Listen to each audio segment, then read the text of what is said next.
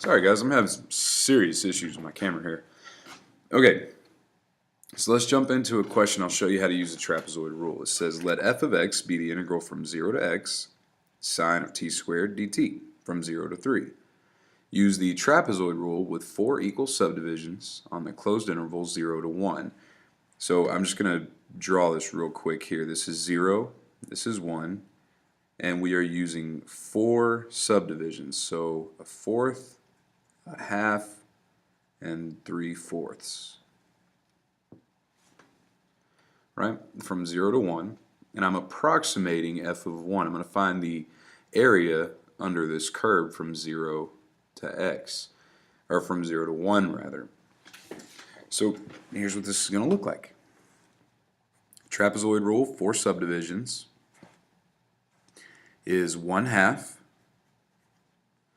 delta x. Now this is b minus a, 1 minus 0 over n is the number of subdivisions, 1/4. That tells me every one of my rectangles is 1/4 long, which is true. Times. Now I need to figure out what f of 0 is. Plus, and all these middle ones I'm going to double.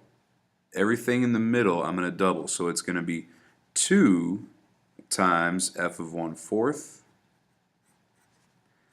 plus f of 1/2 plus f of 3/4.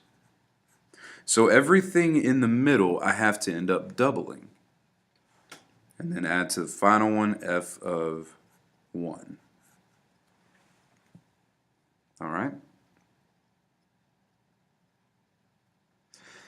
So plug in a 0 in here, plug in a 1/4 in here, plug in a 1/2 into here, plug in a 3/4 into here, plug in a 1 into there, and I'm going to end up with my trapezoid rule. Alright?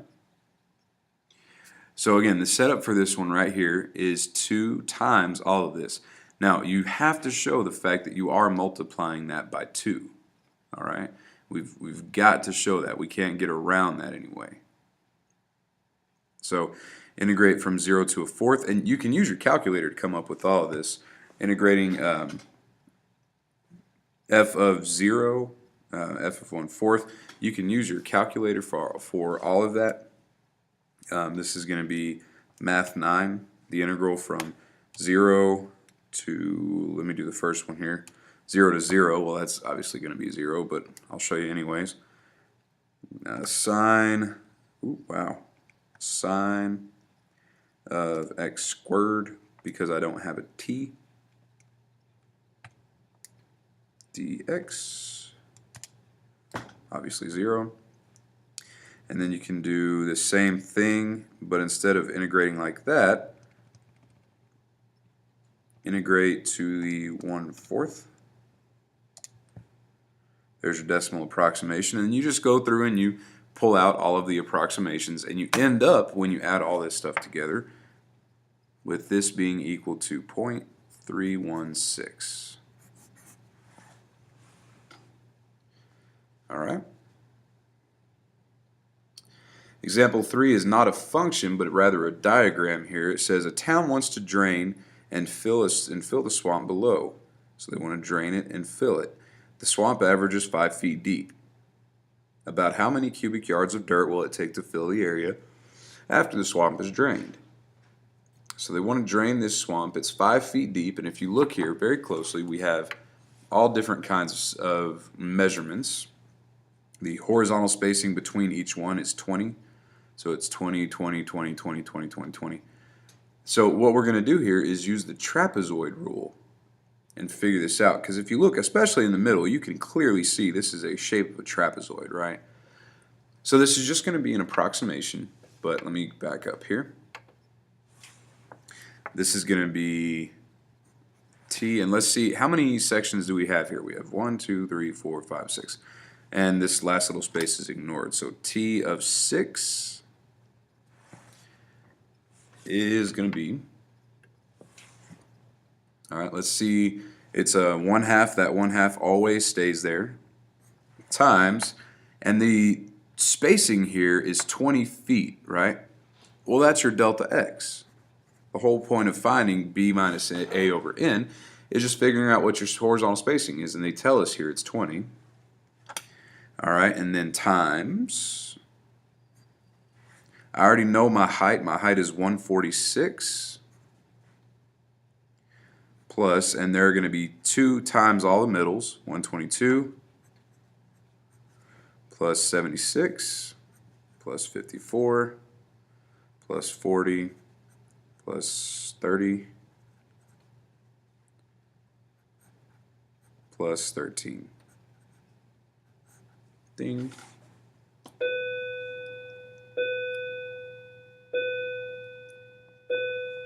So again, the reason why I double all of my inside ones is because when I find this first trapezoid, I have to use this height and then this height.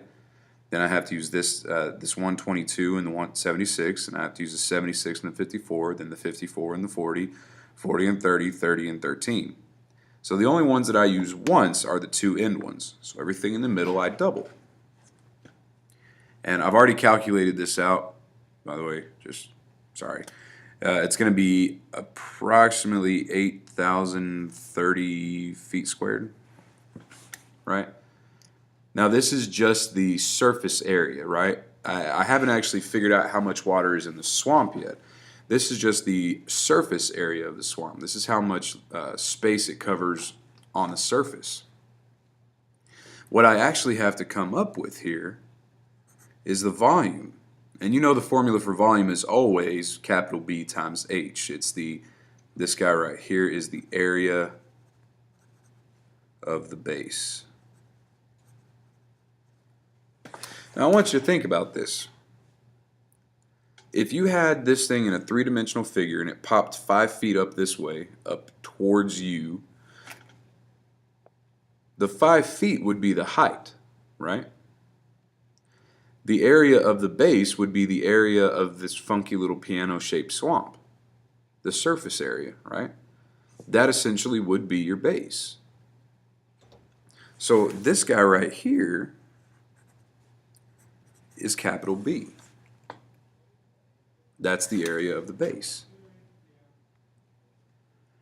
Now, the problem with what they've given me here is that we'll get to that in a second. So your volume is going to equal the area of the base, 8030, times your height of 5 feet deep.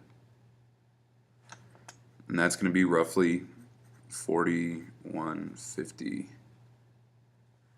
So 40,150, and that's cubic feet.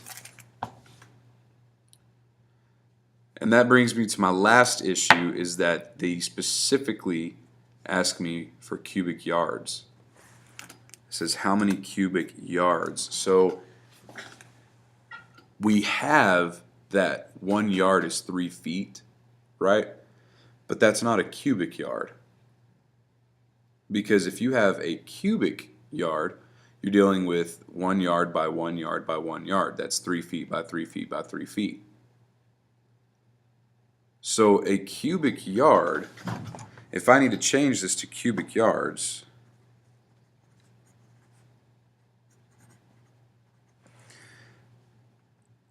one cubic yard is 1 yard by 1 yard by 1 yard. That's 3 feet by 3 feet by 3 feet, right? Which means 1 cubic yard is 27 cubic feet, 3 by 3 by 3. So what I'm going to do is 40,150 feet cubed. And this is where a lot of people kind of get lost in that, because they're like, well, 1 yard is 3 feet. So, but this is 1 cubic yard divided by 27 feet cubed. Right, 1 cubic yard is 27 cubic feet. So you divide that by 27, you end up with 1,487.037 cubic yards. Because remember, you're factoring out 3 dimensions here, not just 1. Okay, and I'm going to go through this last one very, very quickly here. It says if the line x equals k divides the region in example 1, So I'm going to need example 1. Into two regions of equal area, what is the value of k? This is example 1, right? And it says that there's a line here, x equals k, that divides this area perfectly in half. It wants to know what the value of k is. So first, what I'm going to do is I'm going to figure out what the area is under there. So the integral from 1 to k of 1 over x dx has to be equal to half of my area, right? Well, my area was the natural log of 2. Miswrote the natural log. The natural log of 2, and I'm going to have to divide that by half. Now think about this for a second. I'm saying that if I integrate from just 1 to k, right, it says k divides it in half, perfectly in half, then that should be the area I came up with in half. And if you'll remember, the area I came up with was the natural log of 2. So I'm going to take that and divide that by half. What that means for me is that integrate this side. This means that the natural log of x evaluated from 1 to k has got to be equal to about 3.34657. And this is the natural log of k minus the natural log of 1, which is 0.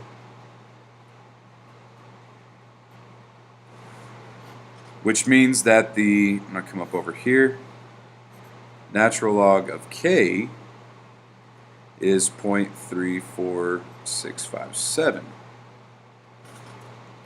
And I have to solve for k, so I'm going to e both sides.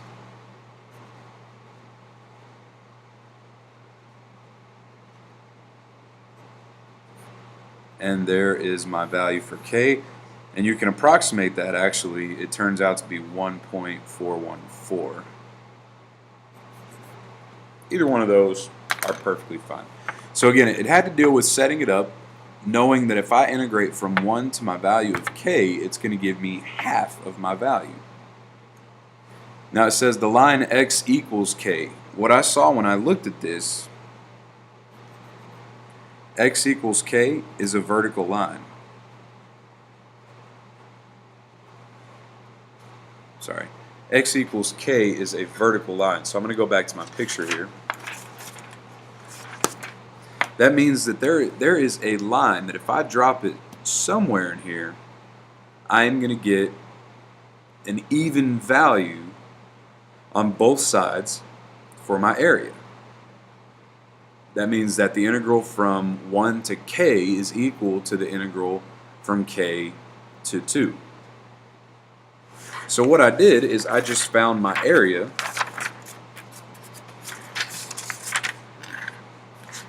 I just found my area and divided it by 2 and set that equal to the integral of 1 to k. Solve for k, 1.414. Yay!